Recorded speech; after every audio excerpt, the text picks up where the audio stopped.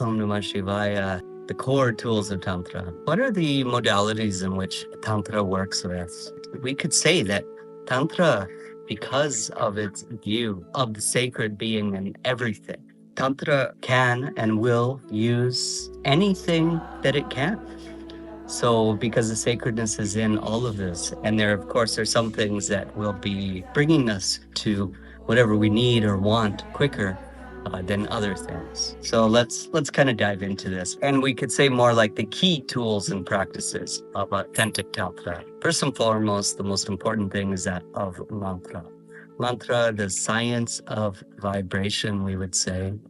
And mantra is basically a syllable or a group of syllables, of words, of paragraphs, put together and formulated, often in a special language, but not always, but it's formulated to provide a certain vibratory resonance. When we say that thing one time, like Om Namah Shivaya, we say it once. Okay, well, it's vibrated somewhat within my system.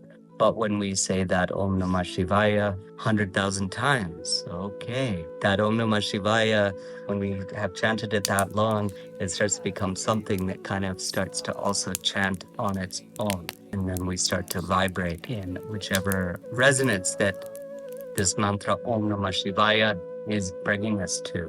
Mantras are not only about the meanings of the words, they're not affirmations. It's also about the vibratory resonance of how those words vibrate within body, within psyche, within mind. Secondly, we have Yantra, and this is the science of geometry and of shapes. When we use and work with certain shapes, we will be able to have certain openings, such as like the triangle or the circle. And yantras look kind of like geometrical diagrams. A circle will be inside of a triangle. Outside of a triangle might be another circle. And then 8 lotus petals, very common kind of yantra style. And then there will be this box around it. Well, the box is like the earth, so that it sits on the earth. And then those other things, the circle is symbolizes the air, the triangle of fire. So all these geometries have certain symbolic aspects. But a yantra is more than just like the secret science of geometry, because when we build yantra and we empower yantra with our own consciousness, then we can actually manifest the divine here and now. The sacred is everywhere, the floor, the trees, behind me, the sky, the heavens, the earth, everything is sacred anyway. But there are pinpointed places, such as power points, places where great gurus have made siddhi and have created perfection. It's a place where we go and suddenly we feel uplifted. We feel suddenly that our life is aligned again. We have maybe more clarity than we do in everyday lives, versus also other places can make us feel really dark. Even though they're still considered sacred, but we have less clarity of mind. Like maybe if you went into a crack house, maybe you would feel a certain way versus if you went into a temple or a beautiful church, if you don't have resistance towards that church. So although the sacredness is everywhere and there is only one ultimate reality, there are, as that divine being can be condensed more and more. And this is what we do when we do Yantra. We attempt, then this is kind of our wish. We bring the divine here into our house, into our backyard, or wherever it is that we're doing the Yantra. They're very powerful. After this, we have Yagna. And Yagna is a Tantric fire ceremony, and you might have seen images of these. They're also called homas. Homa just means like offering. This is where we mix mantra and yantra.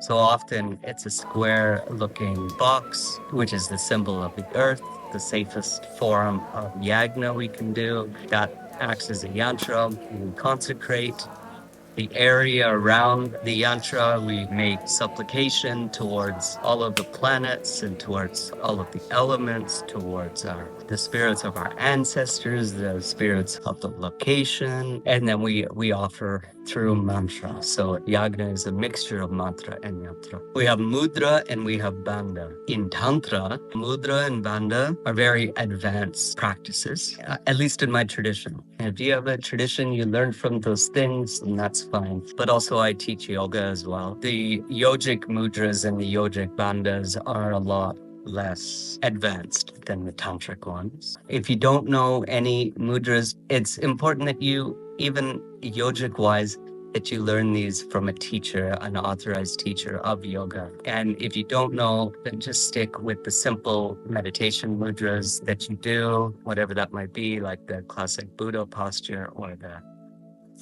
to the finger mudra. Pranayama and Kriya. Pranayama is, a lot of people call it breath work, but it's actually using breath to activate prana. At the same time, Kriya are purification practices, often with pranayama and movement. So all of those kind of things combined. We also have asana, which I didn't mention, which we have deity yoga and bhakti. So indeed, within Tantra, there are these different deities, but they're not just gods and goddesses, but they actually represent certain energies, like the energy of overcoming obstacles, of enthusiasm, the energy of time, the energy of compassion. So when we work with these energies, then we open these energies inside of ourselves. We open compassion for ourselves and for all living beings. We open towards the manifestation of time and what that means at a subtle level for us.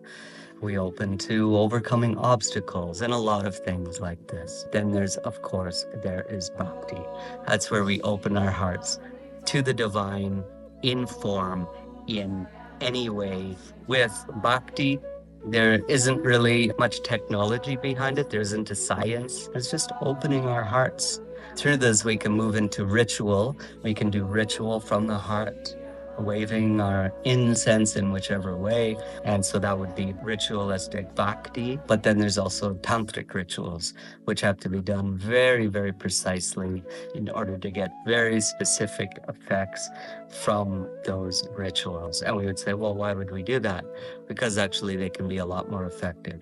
We do it the exact way that our teacher has taught us. Therefore, we can bring the energy exactly that the teacher is bringing. With bhakti, almost anything goes. You can do this or that. It doesn't really matter. When you pray from your heart, you don't need to pray in a certain way with a high-pitched voice or a low-pitched voice. You don't need to chant in other languages. You can just do it in your own language. And then we also use the tool of sadhana and practice. Consistent practice. Consistent practice is non-negotiable. If we want to go into Tantra, if we want to go into Tantra yoga, into all of these aspects of Tantra, and actually see results, not in just having the results of feeling high at the end of class, but seeing results in activating Kundalini, in moving Kundalini, in opening up to the divine and having the divine flood us with grace. This takes consistent practice. Of course, we might have that once, but you need to have that all the time. For example, a singer will not just sing that one time, but will actually also practice and work with their voice all the time. It takes a lot to train the mind. It takes a lot to go into this and then to keep that clarity of mind and to keep that also in meditation all the time, and even when we're out of meditation, to keep that clarity of mind, to keep also the discipline with our dietary habits and all the rest of the things that help to bring that clarity of mind is very important. I would like you to ask yourself, what practices in the past have you been called to? Where can you go from here? Just take some moments just to reflect upon it. Oh, Shiva.